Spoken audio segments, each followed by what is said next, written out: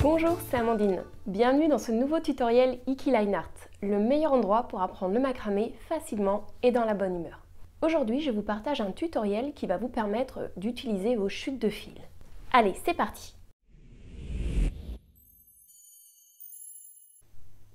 Pour réaliser notre projet du jour, vous aurez besoin de chutes de fil peignées ou torsadées, d'un fil support peigné ou torsadé. Comptez une longueur de 2,50 m environ pour un dessous de verre. Pour notre projet, il faudra un fil beaucoup plus long, mais je vais vous montrer dans la vidéo comment le rallonger. Une paire de ciseaux, une aiguille à laine, une pince à linge, des aiguilles pour fixer vos fils et un support en liège. Le cercle métallique est facultatif, il ne vous servira que si vous souhaitez faire une décoration murale. Si vous voulez faire un dessous de verre, vous n'en avez pas besoin. Vous allez prendre votre fil avec un côté plus long en bas et un côté plus court en haut. Le côté plus court, prenez à peu près 50 cm. Vous allez le positionner de cette façon, donc avec le côté le plus court en haut. Et là, on va venir mettre 4 fils sur notre fil support. Donc 4 fils, on va les fixer grâce à des nœuds en tête d'alouette inversés. Donc pour ce fil-là, vous prenez la couleur que vous voulez. Pour les fils, vous prenez les chutes que vous avez, donc bien sûr la couleur que vous avez. Par contre, juste un petit conseil, prenez vraiment des fils de diamètre identique. Ça va être beaucoup plus facile pour la régularité du nouage. Vous pouvez prendre des matières différentes, mais par contre en termes de diamètre, essayez de prendre des diamètres similaires. On va épingler notre fil.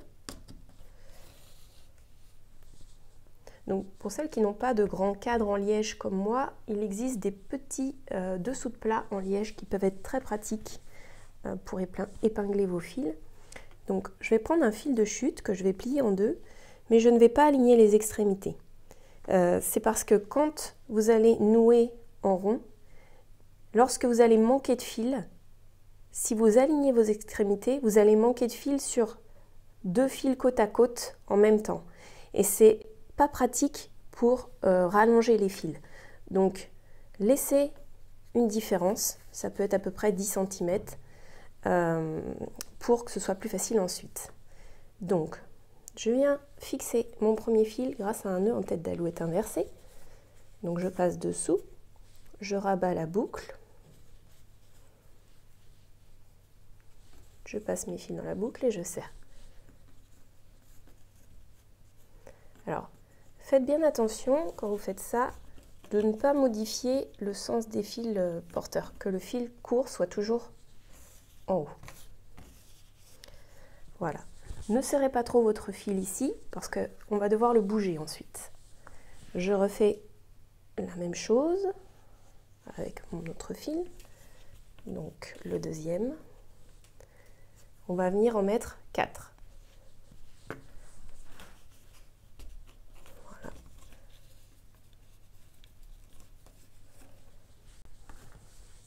On vérifie bien que notre fil le plus court est en haut. J'enlève mon épingle. Et donc, dans la boucle qui est ici, je vais venir glisser mes 2 autres fils.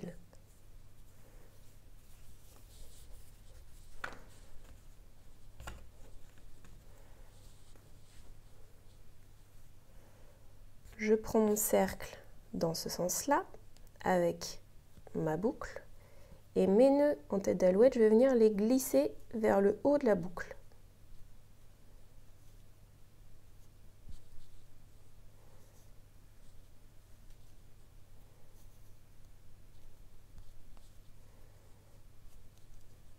Et maintenant, je vais serrer.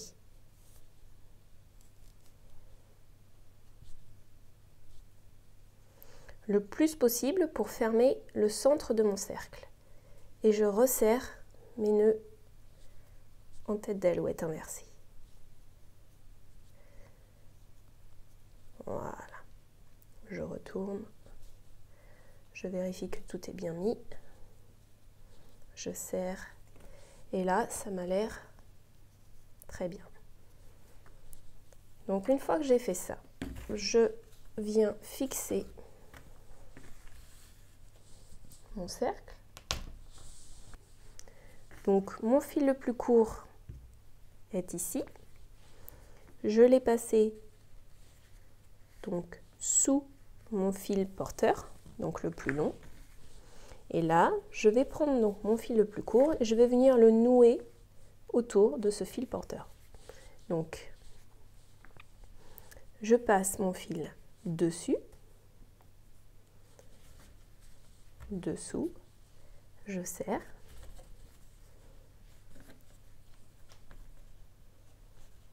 Donc, une première fois, une deuxième fois, avec le même fil. Voilà. Et ensuite, je passe au fil suivant. C'est ce fil que je vais venir nouer autour de mon fil porteur.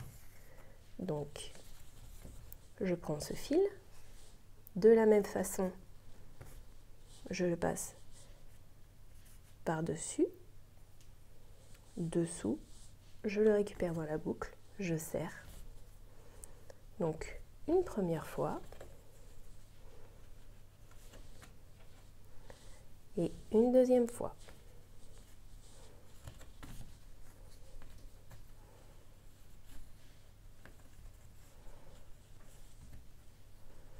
Je prends mon fil suivant. Je fais exactement la même chose.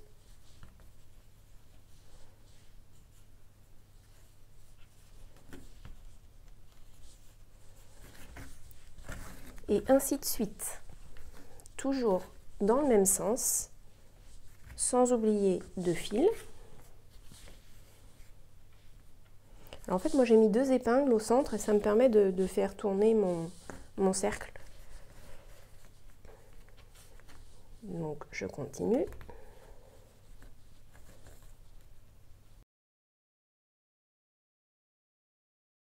Ne serrez pas trop fort, parce que sinon ce qui va se passer, c'est qu'à force, ça va gondoler.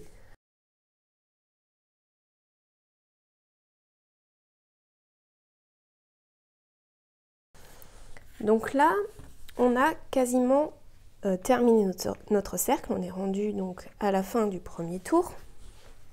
Donc, je fais mon nœud.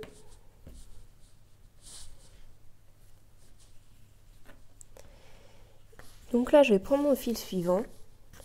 Mais en fait, je me rends compte que j'ai vraiment un gros espace entre mes 2 fils. Et si je noue comme ça, je vais trop tirer et ça va faire gondoler mon cercle. Donc, ce que je vais faire, c'est qu'avant de nouer ce fil, eh bien, je vais venir en rajouter un. Donc, je prends une chute de la couleur que je veux, en faisant bien attention de ne pas aligner les extrémités. Et je fais de nouveau un nœud en tête d'alouette inversée sur mon fil support. Je serre.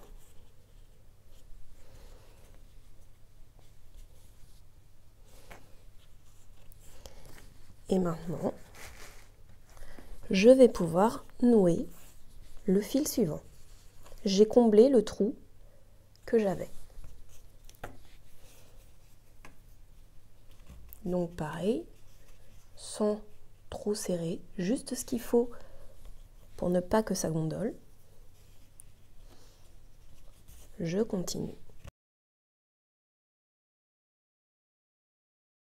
De nouveau, je me rends compte que là j'ai un gros espace, donc je rajoute un fil de chute.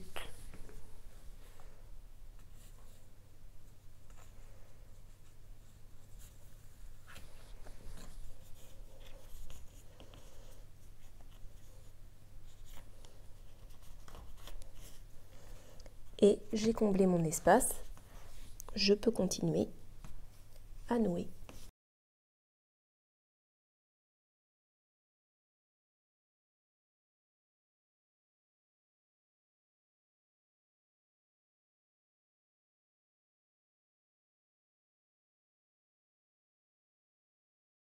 Et vous continuez comme ça autant de temps que vous souhaitez. Je vais vous montrer comment rallonger vos fils de chute et comment rallonger aussi votre fil support. Donc là, j'ai continué à nouer et je me rends compte que j'ai un fil de chute qui commence à être un peu court. Donc je vais devoir le rallonger ou en tout cas mettre un nouveau fil. Donc pour ça, je vais venir faire donc un nœud en tête d'alouette inversée avec un nouveau fil. Je vais prendre donc mon fil porteur, celui-ci, et mon fil de chute trop court. Et je vais venir faire le nœud en tête d'alouette autour de mes deux fils.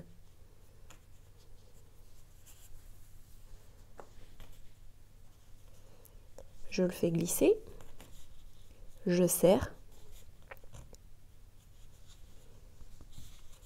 je tire bien sur le fil trop court pour essayer de ramener mon nœud en tête d'alouette au plus proche. Je tire également sur celui-ci, voilà. Et pour sécuriser mon fil trop court, je vais nouer avec le fil suivant autour de mes deux fils.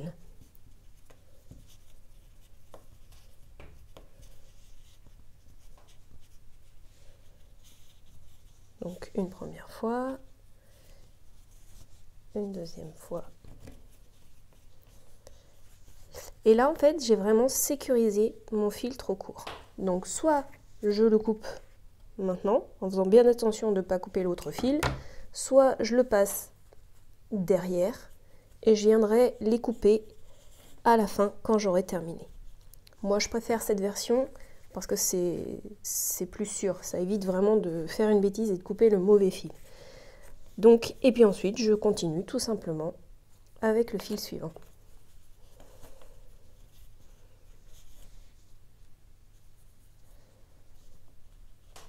Donc c'est pour ça aussi que en début de vidéo je vous ai dit de ne pas, quand vous rajoutez un fil de chute, de ne pas mettre les extrémités alignées.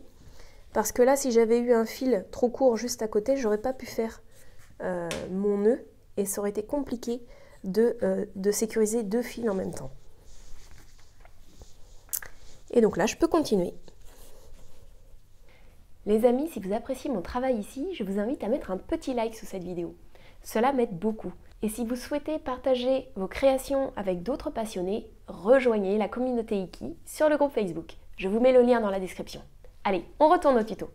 Arrivé à ce stade, je me rends compte que mon fil porteur devient vraiment court. Donc plusieurs possibilités s'offrent à vous. Soit vous vous dites ok, c'est la bonne taille, j'arrête là. À ce moment-là, eh bien, vous allez venir tout simplement sécuriser votre fil porteur à l'arrière, donc en utilisant une aiguille à laine, ou alors si vous n'avez pas d'aiguille, vous pouvez tout simplement prendre un pic à cheveux et puis vous en servir d'aiguille. Donc le fil, vous venez tout simplement le passer dans un autre point à côté pour le sécuriser.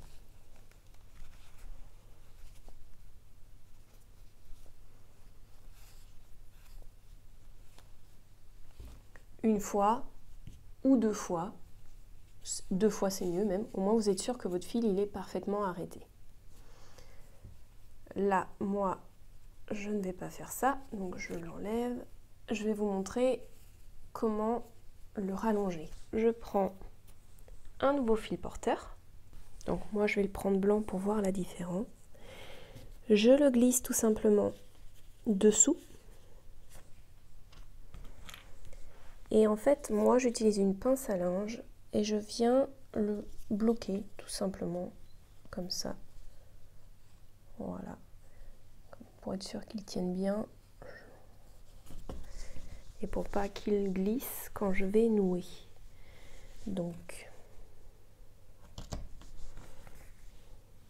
mon nouveau fil est ici, mon ancien fil est ici. Je prends les deux dans ma main droite et le fil suivant, je le passe dessous et je vais venir nouer autour de ces deux fils. Donc, une première fois. Alors, ne tirez pas trop, sinon votre fil support va partir. Une deuxième fois. Et je continue avec le fil suivant pour vraiment bien le sécuriser. Donc n'attendez pas que votre fil support soit trop court pour le rallonger. Voilà. Et une fois que j'ai fait ça, je peux le repasser derrière et continuer avec le fil suivant, tout simplement.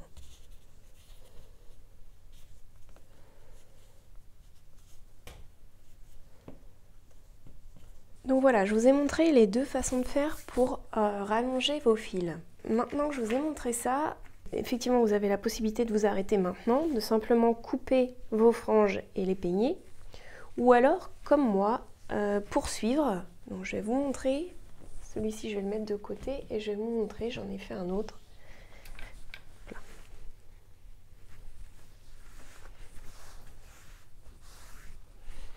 Un très grand. Celui-ci, j'ai prévu de le fixer sur cet anneau pour pouvoir l'accrocher au mur, pour en faire une décoration murale. Lorsque vous déterminez que c'est suffisant, que vous avez assez noué, et avant de mettre votre cercle, ce que je vous conseille en fait, c'est de vérifier que votre dernière ligne a des fils suffisamment longs pour être noué sur votre cercle métallique. Donc, moi ce que je fais, c'est que je me dis, bon voilà, là je vais faire ma dernière ligne. Donc je prends l'endroit où mes fils sont longs, où je sais que je vais avoir suffisamment de fils pour mettre autour de mon cercle, et je viens mettre une petite marque, donc c'est juste une épingle à cheveux, que je mets ici, et comme ça je sais exactement où est le début de ma ligne. Et je continue, je fais tout le tour, et à chaque fois que je vois un fil trop court, je le rallonge suffisamment long pour pouvoir être noué autour de mon cercle métallique.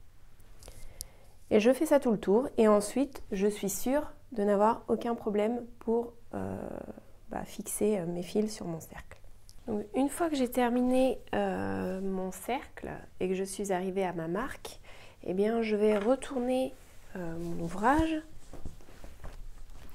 et puis je vais couper tous les fils de derrière qu'on a sécurisés pendant notre travail. Je vais pouvoir venir les couper plus courts pour éviter d'avoir plein de fils qui dépassent comme ça. Donc voilà, donc là je les coupe. Comme on les a déjà sécurisés, il n'y a pas de problème, ça ne va pas se défaire. Donc avant de mettre mon cercle, il me reste un fil à sécuriser, c'est le fil porteur. Donc, comme je vous ai montré tout à l'heure, je viens simplement le passer dans les fils juste à côté.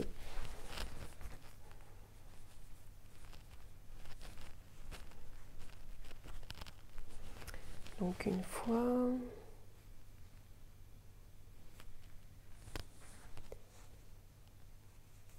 deux fois,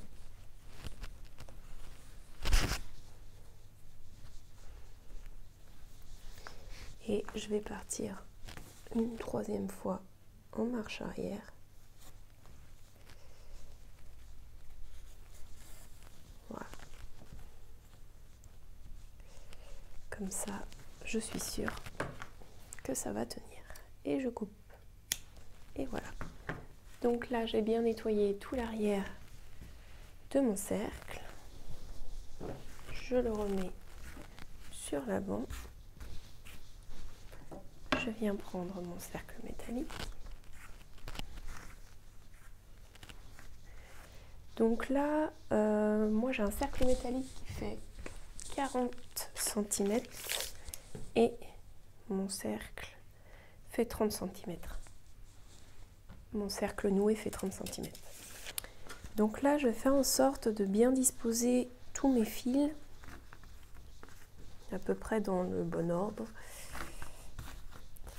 Et je vais commencer par nouer un côté, puis en face, puis un autre côté et de nouveau un autre côté en face. Je vais faire d'abord 4 points d'ancrage pour être sûr que mon cercle est bien au centre. Si vous voulez en savoir un petit peu plus sur la manière de faire, je vous conseille d'aller voir le tutoriel sur le miroir mandala que j'ai fait, où je vous explique vraiment bien et en détail comment bien centrer votre cercle. Donc comme je sais que mon cercle fait 40 cm et mon cercle intérieur 30 cm, et bien 40 moins 30 ça fait 10, donc je sais qu'il me faut à peu près 5 cm de chaque côté. Donc là, je vais mesurer 5 cm, j'y suis, et je vais tout simplement venir. Donc je pince le fil avec mon cercle, donc dessous là je pince le fil, je vais passer mon fil par-dessus, puis dessous, et le récupérer dans la boucle qui s'est formée. Je vais serrer en maintenant toujours avec mon doigt. Et je refais exactement la même chose. Donc par-dessus, dessous, dans la boucle, et je serre. Voilà. Donc là, je pense que je suis à peu près à 5 cm. Je vais maintenant aller en face et faire exactement la même chose. Je viens ensuite de ce côté et puis de nouveau en face. Donc une fois que j'ai fait ça, je viens tout simplement prendre le fil suivant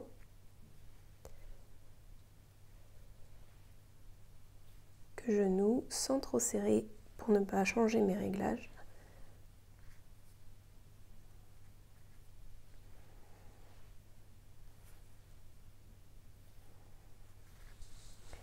Et je vais venir faire un petit peu de chaque côté. Je ne fais pas tout d'un coup en fait. Je viens faire un peu de ce côté-là. Ensuite, je vais en face et je continue comme ça pour tout le tour. Maintenant qu'on a terminé de fixer tous nos fils sur notre cercle métallique, on va venir tout simplement couper les franges. Si certaines ont le matériel, vous pouvez utiliser un grand carton en dessinant dessus un grand cercle des dimensions souhaitées pour découper vos franges. Et avec un cutter rotatif, vous pouvez tout simplement couper le long de votre carton. Alors, je n'en ai pas, donc j'utilise la méthode ciseaux et à l'œil. Donc, pas forcément évident, allez-y doucement. De toute façon, on reviendra couper ensuite, une fois qu'on aura brossé nos franges. Je préfère couper un peu plus long au début et y aller progressivement plutôt que trop court tout de suite. Donc je vous laisse faire ça et on se retrouve pour le brossage. Donc pour le brossage des fils, j'utilise une petite brosse à chat. L'étape qu'on va faire là, vous ne pouvez pas la faire si vous avez utilisé du fil tressé. Vous pouvez la faire, vous pouvez brosser que si vous avez utilisé du fil peigné comme moi ou alors du fil torsadé. Donc pour ça, c'est pas compliqué. Vous prenez votre petite brosse ou votre peigne et puis vous brossez. Alors le brossage pour moi est assez facile parce que c'est du fil peigné. Si vous avez du fil torsadé, ça peut être un petit peu plus long.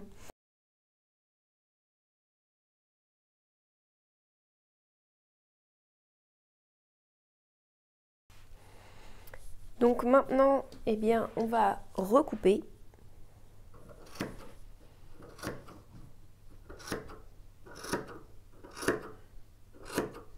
En essayant d'avoir quelque chose de régulier.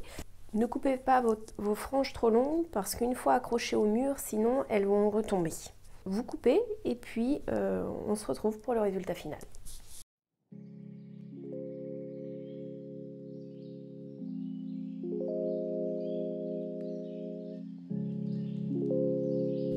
Et voilà, votre tenture est terminée. J'espère que vous avez passé un bon moment. Si vous voulez en apprendre davantage sur le macramé, retrouvez-nous sur ikiliner.fr. À bientôt pour un nouveau tuto. Bye!